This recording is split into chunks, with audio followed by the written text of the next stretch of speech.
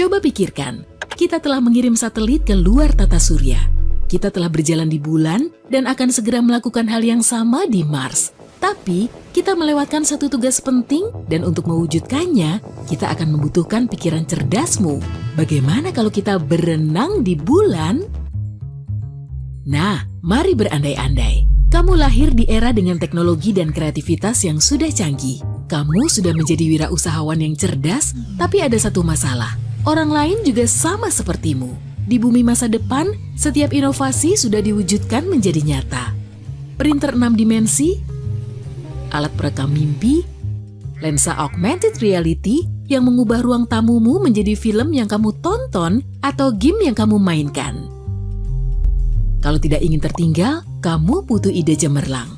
Kamu pergi berlayar naik kapal pesiar demi mendapatkan waktu berpikir yang tenang. Saat itu, inspirasi datang dari sumber yang tidak terduga, lumba-lumba. Sepertinya akan keren jika manusia bisa melompat dari air seperti itu. Kamu mengesampingkan imajinasimu dan memikirkan pertanyaan tadi dengan lebih realistis. Apa yang manusia butuhkan? Sirip bermotor untuk meningkatkan kecepatan renang? Tidak. Itu merepotkan dan tidak efisien karena akan terlalu bergantung ke bahan bakar. Kamu melihat langit dan saat itulah kegeniusanmu bekerja. Gravitasi. Jika gravitasi diperkecil, kamu pasti bisa melompat lebih tinggi dari air. Saat itu juga, kamu memutuskan untuk membuat kolam pertama di bulan. Apakah akan berhasil?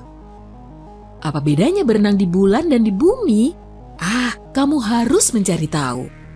Seolah alam mendukung, masyarakat luas sudah makin tertarik dengan luar angkasa.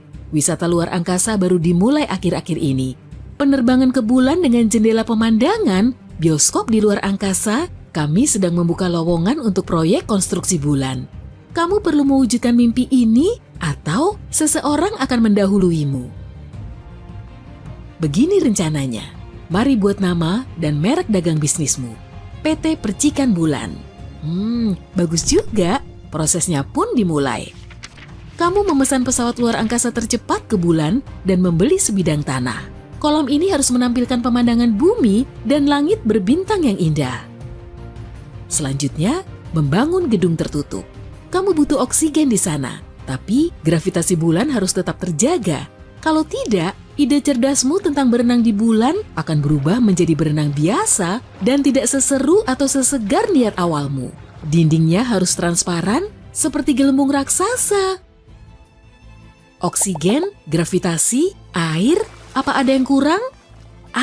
Suhu. Atmosfer di bulan sangat tipis. Jadi, pancaran dari matahari menerpa permukaan bulan dengan kekuatan penuh. Suhu di sini bisa berkisar antara minus 170 derajat pada malam hari sampai 130 derajat Celcius pada siang hari. Kalau begini, air kolam bisa membeku dan menguap tiba-tiba. Kamu pun memasang AC dan pemanas ruangan. Kolam pun terisi, pegawai sudah direkrut, dan sentuhan akhir sudah beres. Dalam beberapa minggu, percikan bulan sudah beroperasi. Sebelum kamu mengundang para tamu, ada satu hal terpenting lain yang harus dilakukan, yaitu mengujinya sendiri. Kamu masuk ke bola raksasa ini dan melepas pakaian antariksamu. Kamu menarik napas dalam-dalam. Oksigennya berfungsi, temperaturnya terasa nyaman, dan pemandangan buminya luar biasa. Bentuknya seperti bola yang ada di tengah lautan hitam. Sekarang saatnya mencoba. 3, 2, 1. Kamu berlari ke kolam dalam gerak lambat dan melompat. Wow, kamu terbang jauh ke atas, sekitar 3 meter di udara. Ingat soal gravitasi tadi? Kamu pun berpikir jangan lupa memasang jaring pengaman di langit-langit untuk berjaga-jaga. Kamu melayang beberapa detik, lalu kembali turun. Ya, ini saatnya. Biur! Di dalam air semua biasa saja.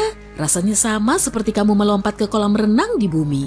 Fisika bisa menjelaskannya. Mengapungnya kamu di air cuma bergantung pada perbandingan kepadatan tubuhmu dengan kepadatan air, bukan pada gaya gravitasi. Itu sebabnya, meski paus sangat besar, mereka bisa berenang dengan mudah tanpa melawan gravitasi. Kamu ke permukaan dan melihat pemandangan yang sangat menakjubkan. Tetesan air dari percikan ceburan kolam bulanmu masih mengambang di udara. Gravitasi yang rendah tidak langsung menariknya ke bawah seperti di bumi. Sekarang saatnya untuk ujian sebenarnya.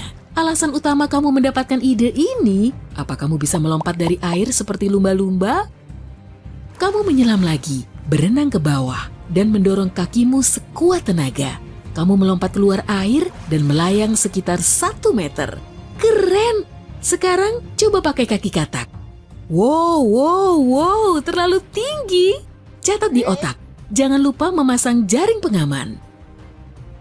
Kamu keluar dari kolam untuk menuliskan semua ide dan rencanamu. Saat itu, kamu melihat air tetap menempel di tubuhmu. Gravitasi tidak menarik air ke bawah, jadi airnya tidak menetes seperti di bumi. Catatan, kita akan butuh banyak handuk.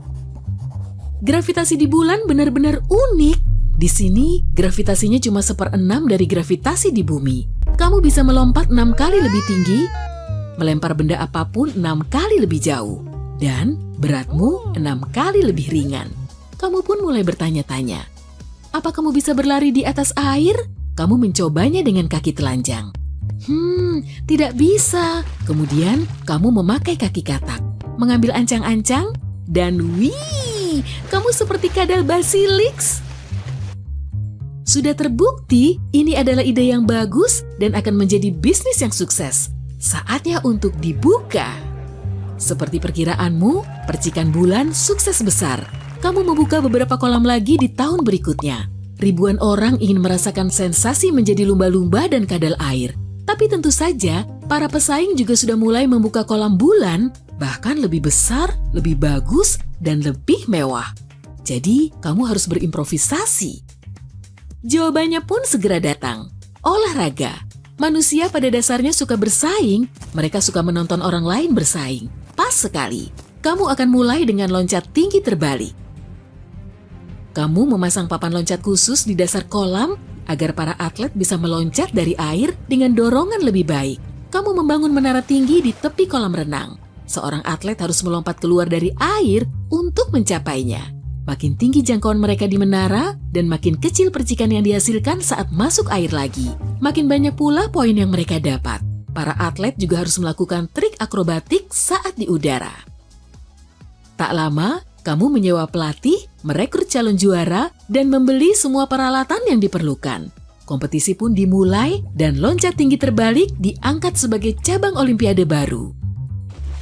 Berlari di atas air juga makin digandrungi. Kamu membangun trek air dengan panjang beberapa meter. Para atlet berlari maraton dengan sepatu kaki katak khusus. Tapi pesaingmu mulai mengejarmu lagi. Mereka membuat stadion olahraga besar di bulan. Pelangganmu berbondong-bondong ke sana, tapi kamu tidak mau menyerah. Kamu membuat beberapa kegiatan hiburan air lainnya, polo air bulan, sauna bulan, taman air, pesta kolam bulan. Jumlah wisatawan bulan meningkat 10 kali lipat. Kini, ambisimu bukan sebatas pada percikan bulan, kamu memutuskan untuk membuat danau bulan pertama. Kubah besar berisi oksigen yang menutupi sebidang tanah seukuran taman safari, ada pantai, danau tentu saja, kabin yang nyaman, restoran, dan beragam toko. Hampir sempurna, tapi rasanya kamu melewatkan sesuatu yang indah. Matahari terbit dan terbenam yang penuh warna dan menakjubkan. Kita bisa menikmati rona merah muda, ungu, dan oranye yang indah saat senja di bumi. Karena sinar matahari melewati molekul-molekul di atmosfer. Sedangkan bulan hampir tidak memiliki atmosfer. Jadi, filter penyebar warna itu tidak ada di sana. Di bulan, baik saat siang, malam, matahari terbit, maupun matahari terbenam, tidak ada bedanya. Langit tetap hitam. Para pengunjung bisa merasa bosan dan monoton. Jadi, kamu mengubah kaca kubahnya agar menampilkan langit saat senja dan fajar. Kamu pun sukses. Kamu pun teringat hari ketika ide percikan bulan pertama muncul di benakmu. Lihat dirimu sekarang. Kamu mungkin tidak lagi bersantai di kapal pesiarmu di laut. Kini kamu berlayar di danau bulan yang sama tenangnya. Dan alih-alih lumba-lumba, kamu melihat manusia berlompatan keluar dari air. Tapi ada rasa gugup yang bersembunyi di balik senyum damaimu. Dirimu tahu, para pesaing selalu membuntutimu. Artinya, kamu harus terus maju. Jadi, selanjutnya apa? Jawabannya pun segera datang. Kamu memutuskan untuk membangun kerajaan air baru di Mars.